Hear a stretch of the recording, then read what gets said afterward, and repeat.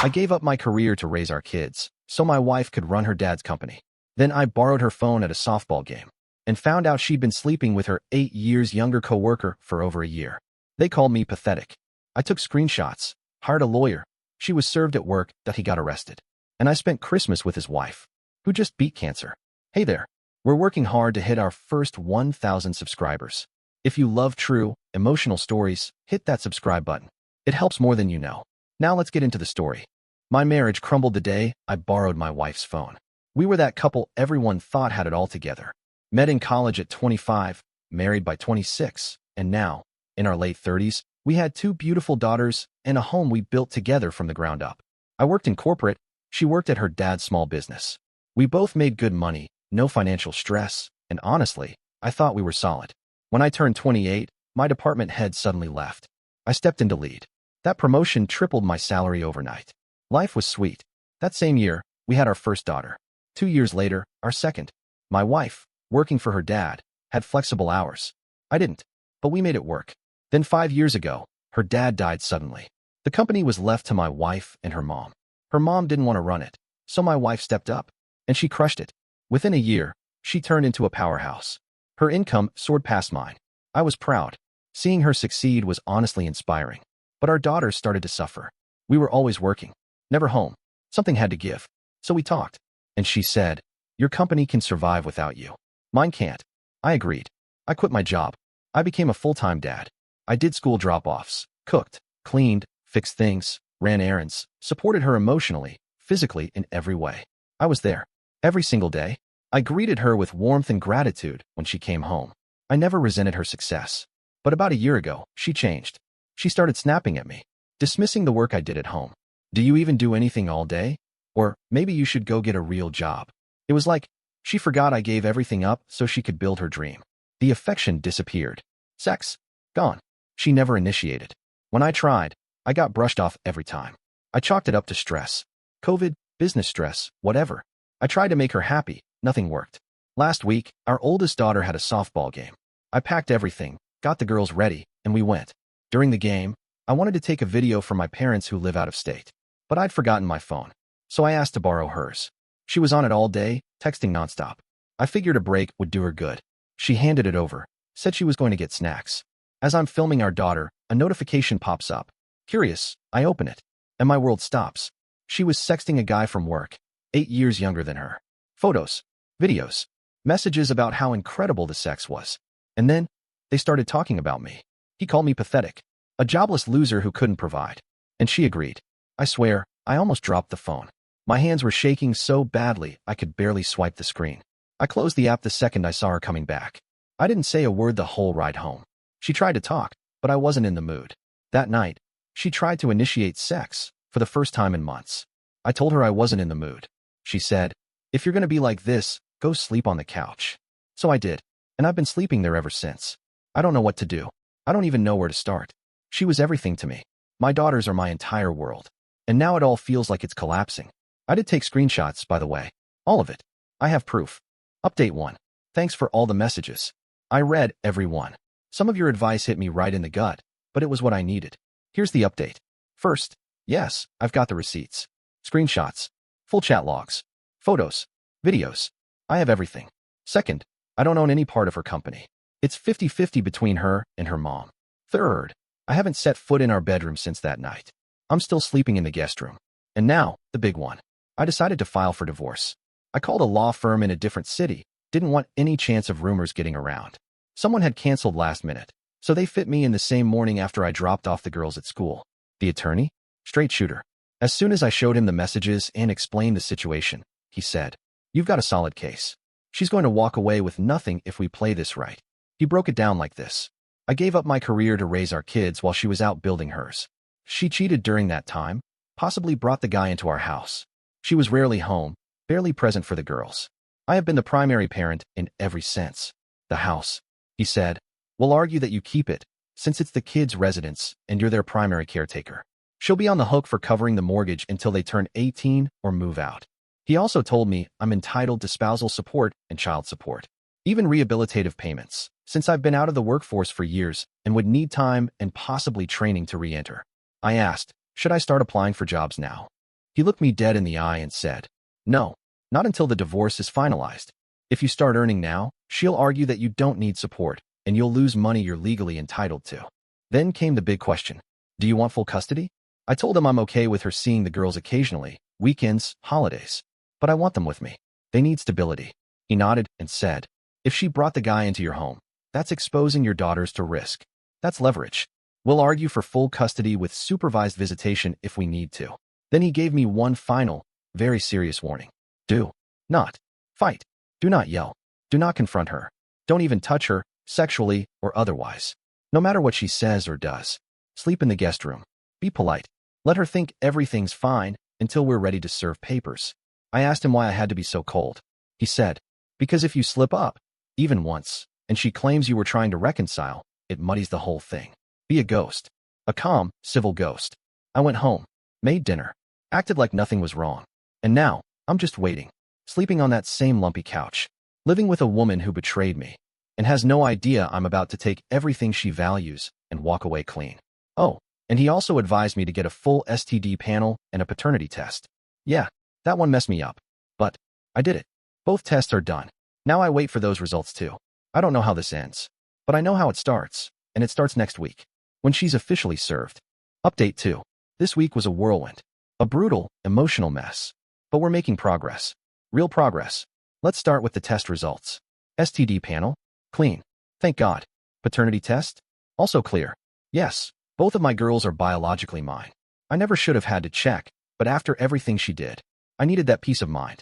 Still, the second I saw those results, I almost broke down in the parking lot. Now on to her. She doesn't live with us anymore. Thanks to my lawyer's fast work, we were granted temporary full custody. He filed everything in advance, timed the paperwork right, and had the judge sign off on an emergency custody motion. He also arranged her formal eviction from the house, completely by the book. And here's the kicker. She was served the divorce papers at work. Apparently, it was brutal. She broke down in front of her coworkers. But again, not my problem anymore. I didn't see it happen. I only know because her mom called me afterward. Yeah, her mom. The woman who co-owns the company with her. The same woman who begged me not to cut her off from the girls. We've kept a civil relationship. When she called, she didn't defend her daughter. She just said, I hope you're okay. And I hope the girls are okay. She didn't ask how her daughter was doing. That told me everything I needed to know. Now about the kids. Our oldest knows we're getting divorced. She cried when we told her. One of her friends has divorced parents, so she's seen the pain that comes with it. She asked if we could fix it. Begged me not to make mom leave. My youngest doesn't fully understand. She just misses her mom. Both of them ask questions I can't answer. I've booked them appointments with a child therapist. That hurts the most, watching them get caught in the crossfire. It's the one thing I didn't want to happen. Some nights, when they finally fall asleep after crying, I go into the bathroom, lock the door, and just lose it. Quietly. Because what else can I do? Now about my ex. She's living with her mom now. Her mom called me in tears asking if I'd be willing to meet. I agreed. She didn't ask me to stop the divorce. She didn't defend her daughter. She just said, please don't take the girls away from me. I told her, you're a good grandmother. As long as you can separate your relationship with them from your daughter's mess, you'll always be in their lives. She cried, thanked me, and for once, I felt like I wasn't the crazy one anymore. As for my ex, she's been texting me constantly, calling, pleading, but on advice from my lawyer, every interaction goes through the parenting app now. No emotional texts, no long calls, just facts, pickups, drop-offs, school stuff. That's it. I've been cold, deliberately, and next week, we go to court to formalize the custody. She still doesn't understand that I'm not coming back. Update 3. This one's hard to write. It's been a few days since the last session with the child therapist, and things have changed. A lot. So far, the girls have been going to therapy once a week. The first session was surprisingly positive. They left calm, smiling, even playful. I let myself hope. But then came session 2. That one hit like a truck. When I picked them up afterward, they ran to me sobbing, arms wrapped around me like they thought I'd disappear. They kept whispering things like, we love you, Daddy. We'll always love you. And I knew immediately. They knew. I asked the therapist what happened. She was calm but firm. She said, they've been asking for the truth. They see you two don't speak. They see your anger, her distance. They aren't stupid. They knew something was wrong. And they needed to hear it. Apparently, she had tried to redirect the conversation. But the girls were insistent. So the therapist told them, in age-appropriate language, that their mom had broken the trust in the marriage. That she had chosen someone else. Not explicit. Not graphic. Just enough for them to understand why we're not together anymore. I was numb. I never wanted it to come to this. I was hoping to shield them from the full weight of this for at least a couple more years. But she's right. They weren't blind, and they were internalizing it as their fault. So now they know. Our oldest took it the hardest. She's old enough to connect the dots. She just clung to me and cried herself to sleep that night. The youngest followed right behind her. And here's the worst part. They both said, without me prompting, I don't want to see mom anymore. I tried to explain. I told them she still loves them. That even when people make bad choices, they can still love their kids. But our oldest just looked me dead in the eye and said, no, she doesn't. If she did, she wouldn't have done that to you. I had no answer. That night, after they fell asleep, I went to the bathroom and sobbed like a child. Not for myself, but because my daughters, two innocent girls, are learning how betrayal feels. And that lesson is scarring them in real time. The therapist suggested mild medication for the girls to help with sleep and anxiety. I said no. I want them to feel this pain. Not because they deserve it, but because numbing it now could make it worse later. They need to process this. Fully. And they are. Slowly. At least, we won't have a problem with Christmas. Because now, they don't want to spend it with their mom. Our oldest said she never wants to see her again. And the youngest, as always, followed her lead. I told them, you don't hate her. You're just hurt. She snapped back. No, Daddy. I hate her. And then cried herself to sleep again. I don't know how to fix this. I don't even know if I can. But I'm here. I'm steady. And for now, that has to be enough. Update 4. This story just keeps unraveling. After everything I've been through, I thought I'd hit the bottom emotionally. I thought nothing could surprise me anymore. But I was wrong. Someone on Reddit asked me if the guy my wife cheated with, her coworker, was married. I hadn't even thought to check. I was so deep in the storm, it didn't occur to me that someone else might be going through the same hell. So I did some digging. I remembered that I'd seen a contact sheet at her company once. Emergency numbers for staff. I pulled it up. Found his name. Found a second number listed as alternate contact. I called it. A woman answered. She sounded tired. Guarded. I introduced myself. Told her I needed to talk to her about her husband. She hung up. 30 minutes later, she called back. Said she wanted to meet face to face. We met in a grocery store parking lot. She got into my car. I barely had time to say hello before she broke down crying. Why? What did I do wrong? What was missing? I told her straight up. You didn't do anything wrong. This wasn't your fault. And then, I showed her everything. The messages. The photos. The videos. She didn't even flinch. Just stared at the screen with hollow eyes. Then she did something I'll never forget. She reached up and removed her wig. She was bald underneath. Her scalp was smooth, with tiny regrowth like stubble. I just finished chemo 6 weeks ago. I beat breast cancer. While I was getting poisoned every day to stay alive, this is what he was doing. My throat closed up. I couldn't breathe. She went on. For 2 years I've been fighting to stay alive. 2 surgeries. Endless medication. And while I was doing that, while I was literally dying in a hospital bed, he was screwing your wife. I didn't know what to say. Then she snapped out of it, like someone had flipped a switch. Wiped her tears. Looked at me. How long has it been going on?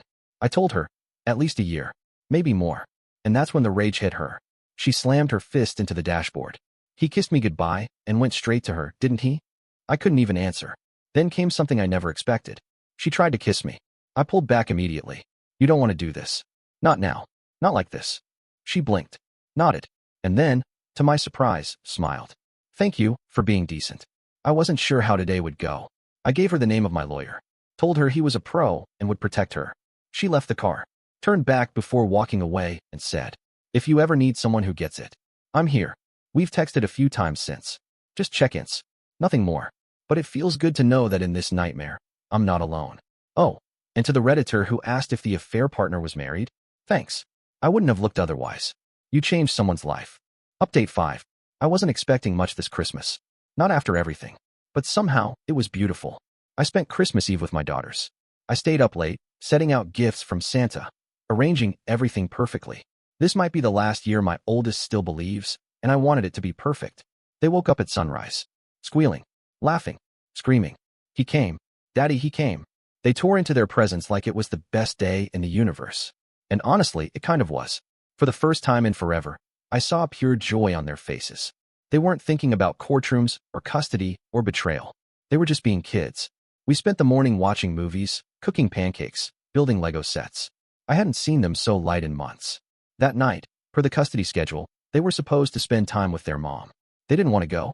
I had to gently explain that she's still their mother, that she loves them, and that we have to try to keep the peace, for now. They agreed. Reluctantly, we packed their overnight bags. Her mom, my ex-mother-in-law, met us at the door. She's still trying to be Switzerland in all this. Honestly, I appreciate her for that. I told the girls, if you want to come home early, just call me. Then I went home and waited. Later that night, Emily came over. Yes, that Emily, his wife. The one who just beat cancer. Her son was spending Christmas with her in-laws, part of the court-approved arrangement. So she had the night free. I'd cooked a simple dinner, kept it warm in the oven. When she walked in, she looked radiant, like someone finally breathing again. We ate, talked, laughed. We didn't talk about them, our exes. We talked about us, about music, movies, the dumb stuff we used to love when we were younger. At one point, I poured some wine. You sure you can drink? I asked. She smiled. I earned this glass, trust me. Later, we sat on the couch, the lights from the tree flickering across her face. We didn't plan anything, but when she leaned her head on my shoulder, I didn't move. She asked, do you regret what happened between us? I answered honestly, no, but I think we both needed to heal a bit before we can figure out what this is. She nodded. We didn't kiss. Not this time. We just sat there, safe, together. Now, about my ex's affair partner? He was arrested. Yup, you read that right. Apparently, he showed up at her office, completely unhinged. Started yelling at her in front of staff. Accused her of ruining his life. When she threatened to call the cops, he hit her. In the office, colleagues tackled him. Cops were called. He's facing assault charges now. My ex, black eye, split lip. She filed a restraining order. Guess the fantasy imploded. I only found out because her mom called to tell me. Her exact words were, if you ever doubted karma exists, this is your proof. As for me, I picked up my daughters the next morning. They said they had an okay time, but they were glad to be home. We made hot cocoa and watched old Christmas movies for the rest of the day. I don't know what's next, but I know this. My daughters are healing. I'm healing. And what my ex destroyed, I'm slowly rebuilding, with people who actually deserve to be part of it. Thanks for following this story. It's not over, but the worst part is. And that's the story. If you're still here, that means you're one of us. So go ahead, hit that subscribe button. I drop new chaos every single day, and trust me, tomorrow's story, it's even worse than this one.